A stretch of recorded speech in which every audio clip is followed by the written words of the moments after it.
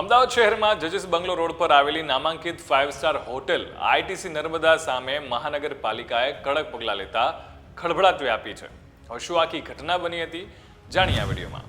તમે જોઈ રહ્યા છો વાઇબ્સ ઓફ ઇન્ડિયા. મારું નામ છે જયરાજ અને આઈટીસી નર્મદા કે જ્યાં વીઆઈપી મહેમાનો, ટોચના ઉદ્યોગપતિઓ, ભારતીય અને વિદેશી ક્રિકેટ ટીમના સ્ટાર ખેલાડીઓ, એ સિવાય ઘણી બધી સેલિબ્રિટીઓ જ્યાં રોકાય છે એવી આઈટીસી નર્મદામાં પીરસવામાં આવેલા ફૂડમાં જીવાત મળી આવતા ચકચાર મચી ગઈ હતી.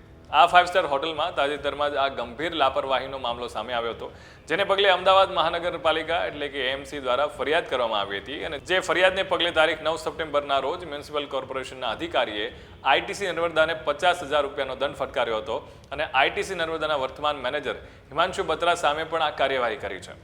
ગુજરાતમાં છેલ્લા કેટલાક સમયમાં નાની મોટી હોટલો, રેસ્ટોરન્ટમાં પીરસવામાં આવતા અથવા તો પેકિંગ કરેલા ખોરાકમાં જીવજંતુઓ મળી આવવાના કિસ્સા સામે આવ્યા છે અને એ દરમિયાન 5 સ્ટાર હોટલ આઈટીસી નર્મદામાં પણ ખોરાકમાંથી જીવાત જોવા મળી ત્યારે ભારે ચકચાર મચી ગઈ હતી અને હવે આ હોટલ સામે પણ દંડની કાર્યવાહી કરવામાં આવી રહી છે.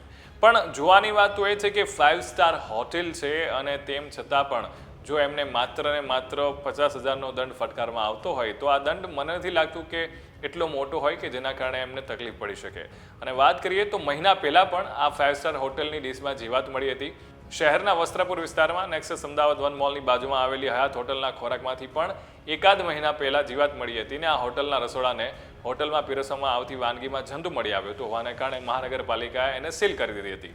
પણ આઈટીસી નર્મદાના કેસમાં આવું થયું નથી. કેમ? એ પણ મોટો પ્રશ્ન છે.